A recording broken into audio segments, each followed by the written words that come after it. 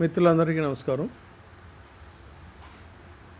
పాలన అవసరాల కోసం, తెలుగు భాషా సంస్కృతుల పరిరక్షణ కోసం, తెలుగు భాష రేపటి తరం కోసం, వాళ్ళ యొక్క భవిష్యత్ అవసరాల కోసం ప్రపంచీకరణ నేపథ్యంలో వాళ్ళకి ఇంగ్లీషు భాష అనేటువంటిది మన గౌరవ ముఖ్యమంత్రి జగన్మోహన్ రెడ్డి గారి యొక్క భావం. సో వారి భావాలకు అనుగుణంగా అధికార భాషా సంఘం తరఫున తెలుగు భాషా సంస్కృతులను పరిపుష్టం చేసేటువంటి క్రమంలో గతంలో ఎన్నడూ లేనటువంటి విధంగా విస్తృత స్థాయిలో మన తెలుగు భాషా సేవకులని, సాహితీ స్రష్టలని, సాహితీ వరిష్ఠులని అందరినీ కూడా విస్తృత స్థాయిలో సత్కరించుకోవడం, అదేవిధంగా పాలన అమలు ఏ విధంగా ఉంది తెలుగు అనేటువంటి దానికి సంబంధించి జిల్లా స్థాయి సమీక్షా సమావేశాలు నిర్వహిస్తున్నటువంటి పరిస్థితి, కోర్టు తీర్పులు కూడా తెలుగులో రావాలి అనేటువంటి దానికి అధికార భాషా సంఘం తరఫున మా వంతు కృషి మేము చేస్తున్నటువంటి సందర్భం. ఇవన్నీ కూడా ఉన్నట్లయితే మనం గతంలో అంతర్జాతీయ భాషా దినోత్సవం సందర్భంగా కానీ, గిడుగు రామ్మూర్తి వారోత్సవాలు మొదటిసారిగా వారోత్సవాలు నిర్వహించాం. వారోత్సవాల పరంగా కానీ మన ఇదేది ఇంకా పొట్టి శ్రీరాముల వర్ధంతి కానీ, ఇలా జయంతి కానీ, వేమన శత జయంతి, ఆ విధంగానే జాషువా జయంతి నాగార్జున యూనివర్సిటీ వారి యొక్క సౌజన్యంతో ఇలా వివిధ కార్యక్రమాల్లో కూడా అందరినీ కూడా రకరకాల సాహిత్య ప్రక్రియలో ఉన్నటువంటి వారందరినీ కూడా సత్కరించుకుంటున్నాం. తర్వాత తొలిసారిగా కేవలం భాష, తెలుగు భాష అంటే రాతపూర్వకంగానే కాకుండా ఉచ్చారణాపరంగా కూడా భాషకు సేవ చేసేటువంటి టీవీ యాంకర్లు అని తెలుగు గళా పురస్కారాలు అనేటువంటి దీంతో వారిని సత్కరించాము.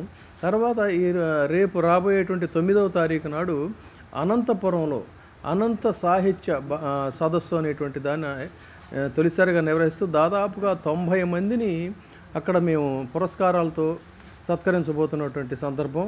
అందులో ప్రక్రియలో ఏమిటంటే 10 మంది సాహితీ స్రష్టలను జీవిత సాఫల్య పురస్కారాలతోనూ, 40 మంది కవులు కళాకారులను కూడా ప్రతిభా సేవ, తెలుగు భాషా సేవ ప్రతిభా పురస్కారాలతో సత్కరిస్తున్నాం.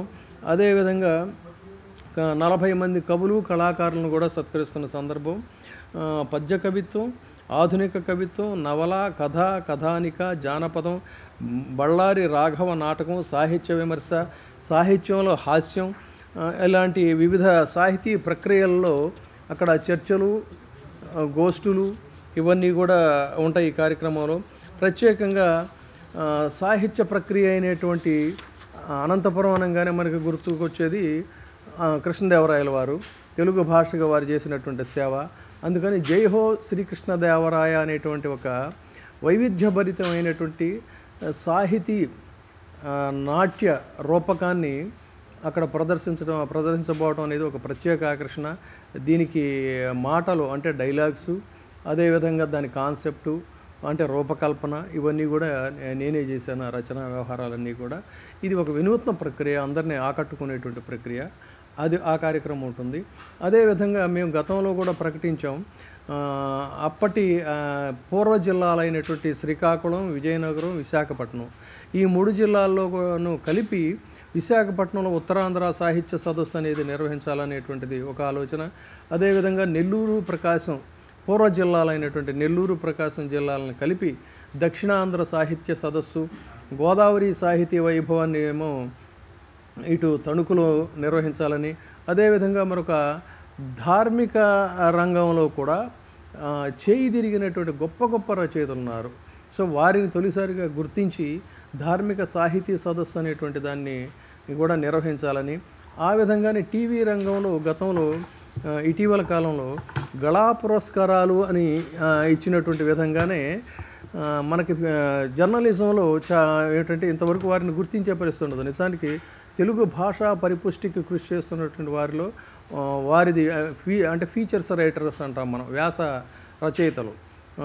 వివిధ పండగలకు కావచ్చు, డైలీ ఎడిట్ పేజీలో కానీ, ఇతరత్ర ఫీచర్స్కి కానీ రాసేటువంటి చేయి తిరిగినటువంటి గొప్ప రచయితలు ఉంటారు. వారిని గుర్తించి అంటే ఇంగ్లీష్లో చెప్పాలంటే ఫీచర్ రైటర్స్, ఈ ఫీచర్ రైటర్స్ని, ఆ వ్యాస రచయితల్ని వారిని కూడా సత్కరించాలనేటువంటిది ఒక ఆలోచన. సో ఈ విధంగా ఏంటంటే సాహిత్య ప్రక్రియలో గతంలో లేనటువంటి విధంగా వివిధ ప్రక్రియల్లో ఉన్నటువంటి వాళ్ళందరినీ కూడా గుర్తించి సముచిత రీతిలో ఆంధ్రప్రదేశ్ ప్రభుత్వం తరపున అధికార భాషా సంఘం తరపున సత్కరించాలనేటువంటిది భావన. ఇది నేను గతంలో కూడా చెప్తున్నాను. జగన్మోహన్ రెడ్డి గారికి పేదలంటే అనురక్తి, పెద్దలంటే భక్తి. ఆ విధంగా ఇటువంటి దేశ విదేశాల్లో ఉన్నటువంటి తెలుగు వాళ్ళందరినీ కూడా, పెద్దలందరినీ కూడా సాహిత్య రంగానికి చేసే సేవలు చేసేటువంటి వాళ్ళని గుర్తించి అధికార భాషా సంఘం వారి భావజాలానికి అనుగుణంగా మేము సముచిత రీతిలో సత్కరించాలనేటువంటిది మా యొక్క ఆలోచన. అదేవిధంగా మేము ఇంకొకటి చేసేది ఏంటంటే, ప్రపంచవ్యాప్తంగా ఉన్నటువంటి తెలుగు రచయితలు, కవులు, పండితులు, సాహితీమూర్తులు వీళ్ళందరి చిరునామాలన్నిటినీ కూడా సేకరించి, నవీకరించి వాటన్నిటినీ కూడా ఒక వెబ్సైట్లో ఉంచాలనేటువంటిది ప్రయత్నం చేస్తున్నాం. దానికి గాను ప్రపంచవ్యాప్తంగా ఉన్నటువంటి సాహిత్యవేత్తలు, సాహితీమూర్తులు, కవులు, పండితులు వీళ్ళందరూ కూడా వాళ్ళ యొక్క చిరునామాలు, అంటే వారి పేరు, చరవాణి, మెయిల్ అడ్రస్సు, వారి యొక్క రచనల వివరాలు, ఇలాంటి వివరాలన్నిటినీ కూడా అధికార భాషా సంఘం అధ్యక్షుల వారి ఆంతరంగిక కార్యదర్శి బిట్టు రమేష్ వారి చరవాణికి, అదేవిధంగా అదనపు ఆంతరంగిక కార్యదర్శి వి రఘుకుమార్ గారి చరవాణికి ఈ వివరాలు కనుక పంపించినట్లయితే వాటన్నిటినీ కూడా మేము ఒక జాబితాగా నవీకరిస్తాం. లేదు మెయిల్ అడ్రస్సు olccommission@gmail.com అనేటువంటి మెయిల్ ఐడికైనా సరే ఈ వివరాలన్నిటిని కూడా పంపినట్లయితే బాగుంటుంది.